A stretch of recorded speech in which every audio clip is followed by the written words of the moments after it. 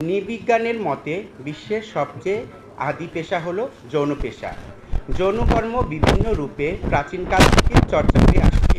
জানা যায় আদিম সমাজেও লেনদেনমূলক যৌন পেশা ছিল। পতিতাবৃত্তি প্রাচীন মিশর এবং গ্রিসে ব্যাপকভাবে প্রচলিত ছিল, যেখানে এটি বিভিন্ন আর্থসামাজিক স্তরে প্রচলিত ছিল। গ্রিসের তেহারা এবং জাপানে গেইশাকে তাদের সাহচর্যের উচ্চ স্তরের প্রশিক্ষণের জন্য সমাজের মর্যাদাপূর্ণ সদস্য হিসেবে দেখা হতো, যারা যৌন পরিষেবা প্রদানের পাশাপাশি একজন শিল্পী, বিনোদনকারী এবং কথোপকথনকারী হিসেবে কাজ করেছিল। পতিতাবৃত্তির প্রতি মনোভাব ইতিহাসের মাধ্যমে পরিবর্তিত হয়েছে, কিন্তু বছরের পর বছর ধরে নানাভাবে যৌনকর্মীদের মানবাধিকার লঙ্ঘিত হচ্ছে অমানসিক নির্যাতনের শিকার। বর্তমানে যৌনকর্মীদের শ্রমের উপর নির্ভর করে এই ব্যবসা ছড়িয়ে আছে সারা পৃথিবী জুড়ে এবং চলে আসছে যুগ যুগ ধরে। এই পেশায় ইতিহাসের দিকে তাকালে আমরা দেখতে পাই সমাজে তার প্রয়োজনে এই পেশার সৃষ্টি করেছে। স্থান ও কালের ব্যবধানে ব্যবসার নিয়মনীতি পাল্টেছে, ব্যবসার পরিচালনা পদ্ধতিতে পরিবর্তন এসেছে, তবে এই কাজের সাথে সংশ্লিষ্ট আজও রয়ে গেছে অবহেলিত, নিপীড়িত ও নির্যাতিত। সাংবাদিক ভাই ও বোনেরা, আমাদের সমাজে নারীরা অভাবের তাড়নায় এবং পারিবারিক ও সামাজিকভাবে প্রচারিত হয়েই মূলত যৌন পেশা বেছে নিতে বাধ্য হয়। বারবার আন্দোলনের ফলে বর্তমানে স্বাস্থ্য ও আমাদের সন্তানদের শিক্ষা বিষয়ে খুব সামান্য ইতিবাচক পরিবর্তন এসেছে সত্য, তবে আমাদের নেই কোনো নিরাপদ আশ্রয়। এখনও আইনগতভাবে নির্যাতনের শিকার হচ্ছি প্রতি পদে পদে। আমাদের উপার্জিত অর্থে ভাগ বসায় বাড়িওয়ালা থেকে শুরু করে সরকারি প্রশাসন, দালাল, মাস্তান সহ সমাজের প্রভাবশালী ব্যক্তিবর্গ। অনেক ক্ষেত্রে অপ্রাপ্ত অল্প বয়স্ক মেয়েদেরকে সমাজের প্রচারক শ্রেণীর বিভিন্ন অপকৌশলে যৌন কাজে বাধ্য করে। পরবর্তীতে সামাজিক নেতিবাচক দৃষ্টিভঙ্গির কারণে তারা সমাজের মূল স্রোতধারায় ফিরে যেতে পারে না।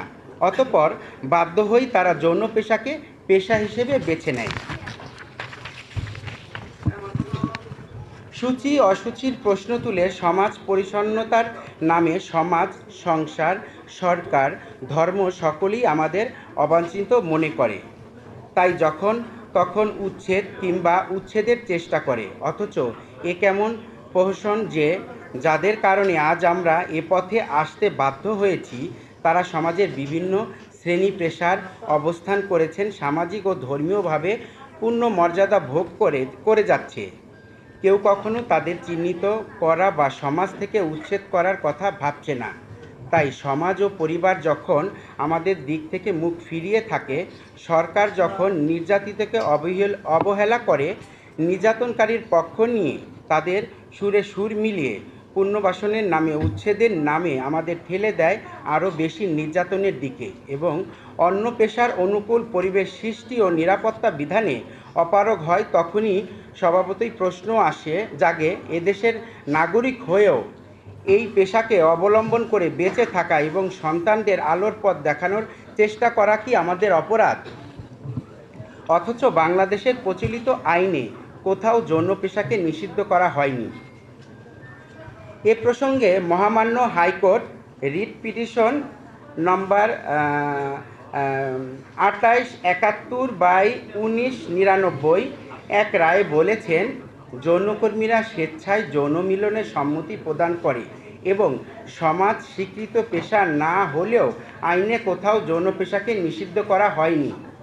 উক্ত রায়ে হাইকোর্ট আরও বলেন, যদিও যৌন পেশা বাংলাদেশ সমাজ স্বীকৃত পেশা নয়, কিন্তু যৌন পেশায় প্রবেশের জন্য তারা প্রথমে স্থানীয় প্রশাসনের মাধ্যমে যৌনকর্মী হিসেবে তালিকাভুক্ত হয়, কখনো কখনো যৌন পেশায় নিয়োজিত হবার অভিপ্রায় ব্যক্ত করে এফিডেভিট করে এবং এভাবে যৌনপল্লীতে প্রবেশ করে এবং তাদের পেশায় নির্বিঘ্নে চালিয়ে যাওয়ার জন্য স্থানীয় প্রশাসন ও পুলিশ প্রশাসন থেকে প্রয়োজনীয় নিরাপত্তা পেয়ে থাকে।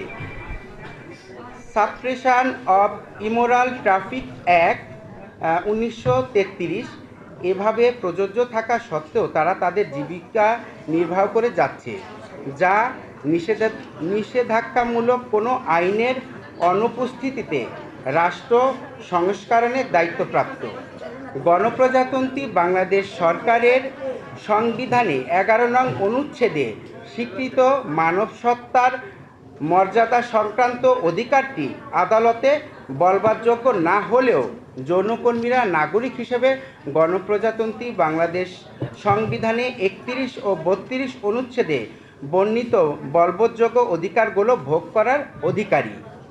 এখানে প্রাসঙ্গিকভাবে উল্লেখ্য যে suppression of immoral traffic act যৌনপল্লী পরিচালনা বা যৌনপল্লী হিসেবে ঘর ভাড়া দেওয়াকে শাস্তিযোগ্য অপরাধ হিসেবে গণ্য করা হলেও আইনে কোথাও যৌন পেশাকে নিষিদ্ধ করা হয়নি। উপরস্থ আদালত উক্ত রায়ে গণপ্রজাতন্ত্রী বাংলাদেশ সংবিধানের গোপনীয়তা রক্ষা সংক্রান্ত 43 অনুচ্ছেদে বর্ণিত মৌলিক অধিকারের কথা উল্লেখ করে মনে করিয়ে দেয় যে আইনানুগ ক্ষেত্রে ব্যতীত কেউ কোনো বাড়ির বাসিন্দাদের গোপনীয়তা লঙ্ঘন করতে পারে না বা সেখানে অনধিকার প্রবেশ করতে পারে না। অন্যদিকে গণপ্রজাতন্ত্রী বাংলাদেশ সরকারের 18 নং অনুচ্ছেদে ধারা 2-এ বলা হয়েছে, গণিকাবৃত্তি ও জুয়া খেলা নিধরণের জন্য রাষ্ট্র কার্যকর ব্যবস্থা গ্রহণ করিবেন। সাংবাদিক ভাই ও বোনেরা, আপনারা অবগত আছেন যে বিগত 29শে আগস্ট 2024 সামাজিক যোগাযোগ মাধ্যম ফেসবুকে একটি নির্মম ভিডিও ভাইরাল হয়। সেখানে দেখা যায় একজন যুবক শ্যামলীতে ভাসমান যৌনকর্মীদের উপর নির্বিচারে নির্মমভাবে লাঠিপেটা করে। শুধু লাঠিপেটা নয়, এই ভাসমান যৌনকর্মীর সাথে থাকা নগদ অর্থ এবং মোবাইল ফোন ছিনিয়ে নেয়। ভাইরালকৃত ভিডিওটির কারণে একজন যৌনকর্মীর সন্তান ট্রমাটাইজ হয়ে আত্মহত্যার চেষ্টা করে। এতে করে সন্তান ও মায়ের সম্পর্কের মাঝে তিক্ততা টানাপোড়েন সৃষ্টি হয়েছে। পত্রপত্রিকায় বদলে জানা যায় যে বিভিন্ন এলাকায় যৌনকর্মীদের এক দল যুবক সংঘবদ্ধ হয়ে শারীরিকভাবে নির্যাতন করছে এবং ঢাকার বিভিন্ন স্থানে যেমন যাত্রাবাড়ি, কোর্ট এলাকা, শ্যামলী, শহীদ Minar, Mirpur Mazar Road, Farm Gate, Asad Gate, Uttara, Kuril, Badda বিভিন্ন জায়গায় প্রতিদিন যৌনকর্মীদের শারীরিকভাবে নির্যাতন করা হচ্ছে। এতে করে একাধিক যৌনকর্মী শারীরিকভাবে অসুস্থ হয়ে পড়েছে। এই প্রেক্ষিতে আমাদের সুনির্দিষ্ট দাবিসমূহ: 1 নম্বর, যৌনকর্মীদের উপর নির্যাতনকারীদের আইনের আওতায় আনতে হবে এবং দ্রুত শাস্তির ব্যবস্থা গ্রহণ করতে হবে।